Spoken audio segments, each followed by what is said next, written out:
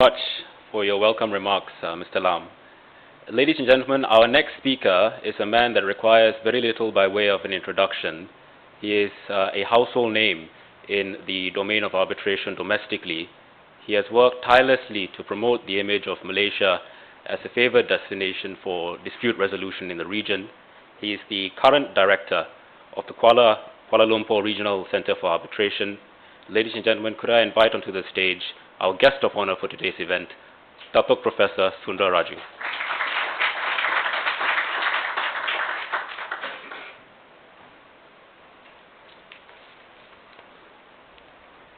Thank you. The Right Honourable Mr. B.K. Raja, Attorney General of Singapore, Mr. Sudasanan Tilanathan, Chairman of the RAIF Conference 2015, Mr. Lam Kolun, President of the Malaysian Institute of Arbitrators, Presidents of RAIF member institutes, distinguished judges, speakers and panelists, ladies and gentlemen. A very good morning to you and a warm welcome to Bangunan Sulaiman, the new home of the Kuala Lumpur Regional Center for Arbitration. I thank you for the privilege of delivering this speech at today's 9th Regional Arbitral Institutes Forum Conference 2015. It is gratifying to see all 7 RAIF member institutes, namely the Malaysian Institute of Arbitrators, the Singapore Institute of Arbitrators, the Institute of Arbitrators and Mediators Australia, the Hong Kong Institute of Arbitrators, Badan Arbitrasi Nasional Indonesia, BANI, the Arbitration Association of Brunei Darussalam, and the Philippines Institute of Arbitrators represented at this conference. Today's conference upholds that pact made 9 years ago by the RAIF member institutes to collaborate and promote discourse for the mutual interest of the arbitral community in the Asia-Pacific region. We are here to foster greater cooperation, to promote awareness and education, discuss harmonization and best practices of dispute resolution in our region. The growth and sustainability of dispute resolution activities is linked to the region's economic performance.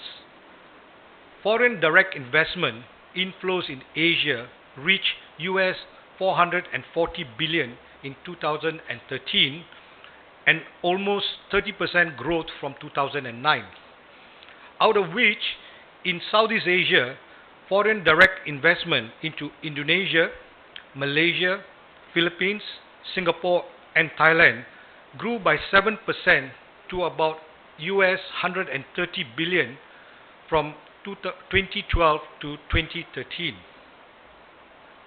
If we look at the 10 countries of ASEAN, which carries with it a population of 680 million and a combined GDP of US 2.5 trillion, we are collectively looking at the 3rd largest economy in Asia after China and Japan.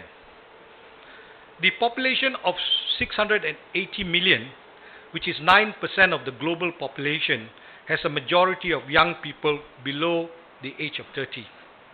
Therefore, the Asian economies are relatively youthful. It simply means that Asia as a whole has not reached its peak economically. The projected GDP for the region is expected to grow US 10 trillion by 2025. Against this backdrop, there is now resolute efforts to integrate by way of the ASEAN Economic Community through negotiation during the ASEAN Roundtable discussion, which is due to take place today.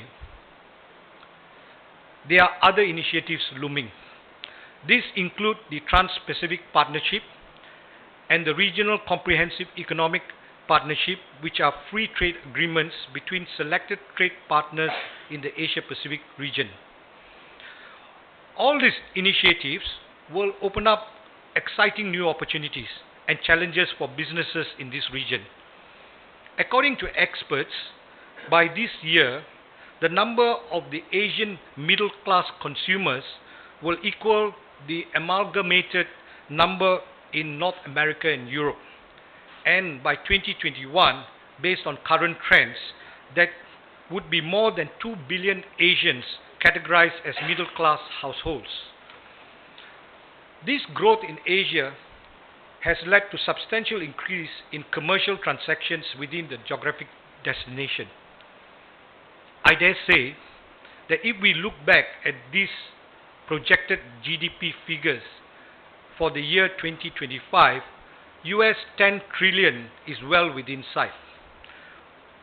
On the other hand, the global economy has undergone tremendous stress in recent years, including the banking crisis of 2007, which Right Honourable AG was referring to, and also the recession in Europe is not abating. The commodities and energy markets suffer the pressure of low demand and prices. Ladies and gentlemen, what does this have to do with arbitration and dispute resolution generally? The answer is that in all these unprecedented economic activities, it creates opportunities for dispute resolution. More entities are turning to arbitration and other forms of alternate dispute resolution to safeguard their respective interests and to ensure their daily operations are not disrupted in any way.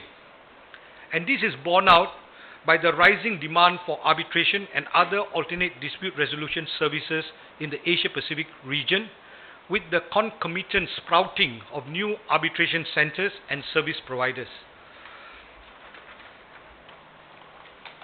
I propose that the establishment of the Regional Arbitral Institute Forum back in 2009 was a sine qua non, as it advocated the importance of arbitration collectively across the region at a vital time when the Asian economy continued its strong growth. The efforts of RAIF over the last 8 years, through commendable and meticulous organizing of this yearly conference, has allowed all stakeholders and enthusiasts a platform to discuss evolving dispute resolution trends and strategies. In this era and age, individual effort can only get you so far. Helen Keller once said, "Alone we can do so little, together we can do so much." With strategic collaborations and alliances, the journey to achieving a common goal becomes much more meaningful and expeditious. And RAIF stands for that. Its 7 regional partners working together for the betterment of the community and industry.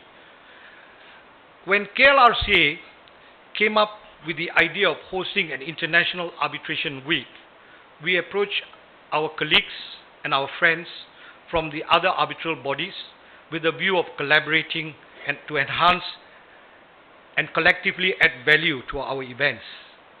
It has been a success. I would like to thank Mr. Sudas Hassan Tilanathan, Chairman of the RAIF Conference 2015, Mr. Lam Kolun, President, and his other colleagues at the Malaysian Institute of Arbitrators for their magnificent effort. And I saw that last night. I really enjoyed the event last night in organizing this conference. And I really look forward to furthering our collaborative efforts when the Malaysian Institute of Arbitrators move into the Sulaiman building. Distinguished guests, ladies and gentlemen, I commend you all to a very fruitful day filled with regional updates, presentations, discussion, debate involving eminent judges, practitioners, arbitrators and users.